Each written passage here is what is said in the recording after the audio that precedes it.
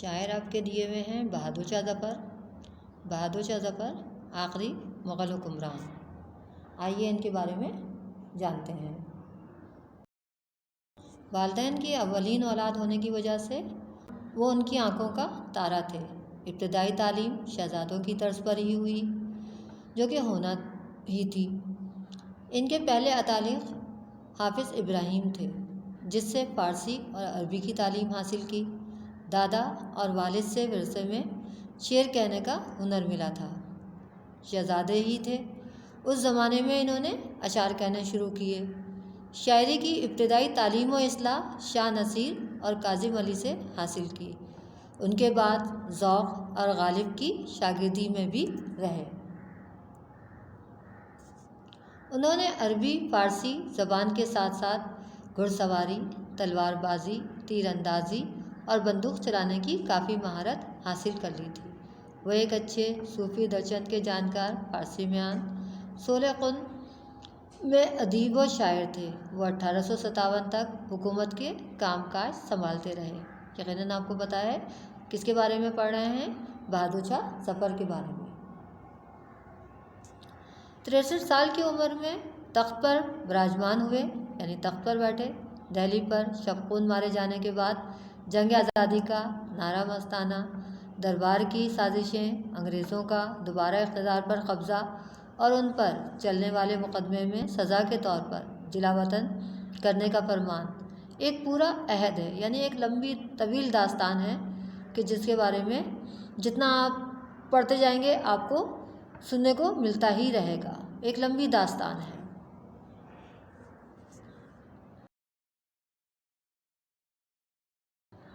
برصغیر پاک و ہند سے مغل خاندان کے وارث یعنی بہادر شاہ ظفر اپنے وطن سے بے دخل کر دیے گئے۔ وہ برما کی اجنبی زمین پر زیادہ دنوں تک نہ جی سکے، یعنی انہیں غیر وطن میں بھیج دیا گیا تھا، جلا وطن کر دیا گیا تھا۔ وہ بہت ہی زیادہ بددل ہو گئے تھے۔ ان کے جسم سے سانس رخصت مانگنے لگی اور شاعری میں زندگی کا چراغ روشن ہونے لگا۔ انہوں نے شاعری میں صنف غزل کے ذریعے شہرت حاصل کی، لیکن اس کے ساتھ ساتھ دوسری اصناف سخن میں بھی طبع آزمائی کی، جن میں رباعی، قطع، دوہا، مسدس، مرثیہ، سلام، نعت، حمد اور دیگر شامل ہیں۔ 1857 کی پہلی جنگ آزادی کے وقت بہادر شاہ ظفر جب 82 سال کے تھے، ایک سانحے سے دوچار ہوئے تھے۔ جنگ آزادی کے موقع پہ جب ان کے سبھی بچوں کے سر قلم کر کے ان کے سامنے انگریز تھال میں سجا کر تحفے کی شکل میں لائے تھے، اس وقت بادشاہ کے دل پر کیا گزری ہوگی، اس کا اندازہ آپ بخوبی لگا سکتے ہیں۔ بادشاہ نے وہ لمحات بڑی مشکل سے برداشت کیے، پھر وطن سے دور ہو گئے، گمنامی کی زندگی بسر کی۔ ایک بادشاہ جس نے برصغیر پر 20 برس حکمرانی کی، اپنی زندگی کے آخری لمحات میں جس انداز سے انہوں نے زندگی گزاری، وہ تمام لوگوں کے لیے ایک طریقے سے عبرت ہے۔ کیوں عبرت ہے؟ اس لیے کہ جب ان کا اچھا دور تھا انہوں نے اپنے رعایا کا خیال نہیں رکھا، وطن کے انتظامی امور پر توجہ نہیں دی، بہت ہی زیادہ عیش و عشرت کی زندگی گزاری۔ آج بھی کہا جاتا ہے کہ ان کی اولاد یا ان کی نسل بہت ہی برے حالات کا شکار ہے۔ لگتا نہیں ہے دل میرا اجڑے دیار میں، کس کی بنی ہے عالم ناپائیدار میں۔ کہہ دو ان حسرتوں سے کہیں اور جا بسیں، اتنی جگہ کہاں ہے دل داغدار میں۔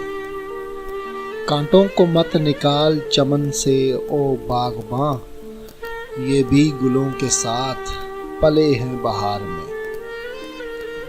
بلبل کو باغباں سے نہ صیاد سے گلا، قسمت میں قید لکھی تھی فصل بہار میں۔ کتنا ہے بد نصیب ظفر دفن کے لیے، کتنا ہے بد نصیب ظفر دفن کے لیے، 2 گز زمیں بھی نہ ملی کوئے یار میں، 2 گز زمیں بھی نہ ملی کوئے یار میں۔ اب ہم آتے ہیں اپنے شعر نمبر 3 کی طرف، یعنی بہادر شاہ ظفر کی غزل جو ہم پڑھ رہے ہیں اس کا شعر نمبر 3 دیکھیے۔ کانٹوں کو مت نکال چمن سے او باغباں، یہ بھی گلوں کے ساتھ پلے ہیں بہار میں۔ یعنی یہاں پہ شاعر کا کہنا کیا ہے، بہادر شاہ ظفر جو مغلیہ سلطنت کے آخری بادشاہ تھے، جلا وطنی کی زندگی گزار رہے تھے، انہیں وطن سے نکال دیا گیا تھا، یہاں مالی سے مخاطب ہو رہے ہیں۔ باغباں کہتے ہیں مالی کو کہ اے باغ کے مالی، پھول اور کانٹے دونوں کا ساتھ ہوتا ہے، دونوں ایک ساتھ باغ میں اگتے ہیں، اور جہاں پھول ہوتے ہیں وہیں کانٹے بھی جو ہیں پل رہے ہوتے ہیں۔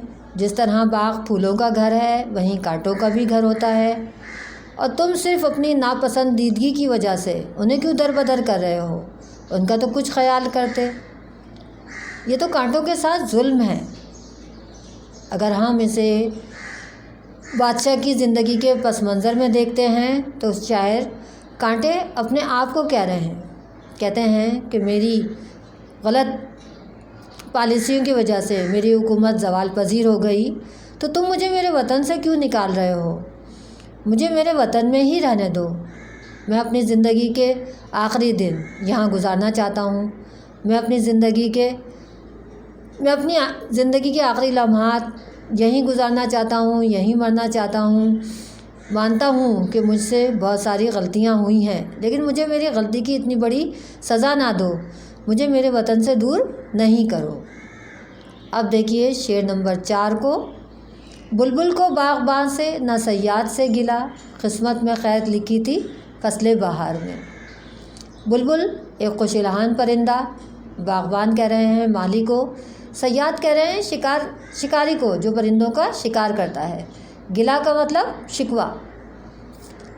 بہادر شاہ ظفر جو جلا وطن ہوئے، اپنے وطن سے دور چلے گئے، اولادوں سے بچھڑنے کا غم اپنے بڑھاپے میں برداشت کر رہے ہیں۔ یعنی بڑھاپا وہ دور ہوتا ہے جب انسان کو اپنے اولاد کی ضرورت ہوتی ہے، ان کے سہارے کی ضرورت ہوتی ہے۔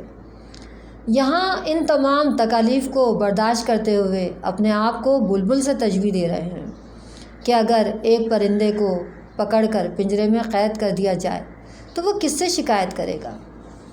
نہ وہ قید کرنے والے سے، صیاد سے شکایت کر سکتا ہے، اور نہ ہی کسی اور سے۔ اور پھر اس پر موسم بہار ہو، ساتھی پرندے آسمان پر اڑ رہے ہوں، وہ حسد بھری نگاہوں سے انہیں دیکھ رہا ہے، کیونکہ وہ تو قید کی زندگی میں ہے۔ اس موقع پر نہ ہی وہ مالی سے شکایت کر سکتا ہے اور نہ ہی شکاری سے، بس اپنی قسمت کا لکھا سمجھ کر برداشت کرتا ہے کہ یہ سب کچھ میری قسمت میں لکھا تھا، لہٰذا میں اس سے دوچار ہو رہا ہوں۔ اب یہاں پر کیا چیز آتی ہے؟ صبر و شکر، یعنی پھر وہ صبر و شکر کا پیکر بن جاتا ہے، اور بلکہ پیکر بن کر رہنا بھی چاہیے۔ شعر نمبر 5 کو دیکھیے۔ کتنا ہے بد نصیب ظفر دفن کے لیے، 2 گز زمین بھی نہ ملی کوئے یار میں۔ اپنے آپ کو بد قسمت، بد نصیب کہہ رہے ہیں۔ کوئے یار، کوئے کا مطلب شہر، علاقہ، ملک، یار دوست، اپنے وطن کی بات کر رہے ہیں۔ اب اس شعر میں شاعر کی کیا چیز جھلک رہی ہے؟ مظلومیت، بے بسی، جلا وطنی کا تذکرہ کر رہے ہیں کہ مجھ سے زیادہ بد نصیب اور کون ہوگا جو اپنے وطن سے اتنی دور بیٹھا ہوا ہے، اور وہ بھی قید تنہائی، میرا کوئی اپنا میرے پاس نہیں ہے، میں زندگی کے آخری دن گزار رہا ہوں، اور اگر یہیں مر گیا تو مرنے کے بعد مجھے اپنے وطن کی زمین، 2 گز زمین بھی نصیب نہیں ہے۔ وہ کسی بھی صورت میں غیر جگہ پر، غیر ملک میں مرنا نہیں چاہ رہے تھے، اور نہ ہی دفن ہونا۔ لیکن بات وہی آ رہی ہے کہ دنیا کب کسے اپنی مرضی سے جینے اور مرنے دیتی ہے؟ یعنی انسان اپنی مرضی سے کوئی بھی کام نہیں کر سکتا، دوسرے اپنی مرضی اس پر مسلط کر دیتے ہیں۔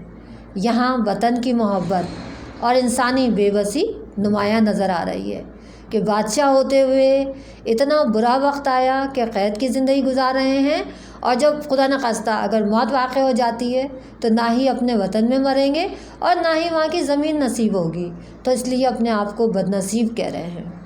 آخری شعر بادشاہ کی زندگی کا رنج و غم نمایاں کر رہا ہے۔ اب بچوں یہاں پر آ کر آپ کے پوری غزل کی تشریح مکمل ہو جاتی ہے۔ غزل کی تشریح یقیناً آپ کی سمجھ میں آ گئی ہوگی۔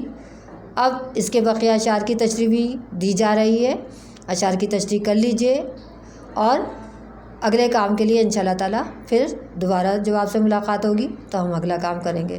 اس وقت تک کے لیے اللہ حافظ۔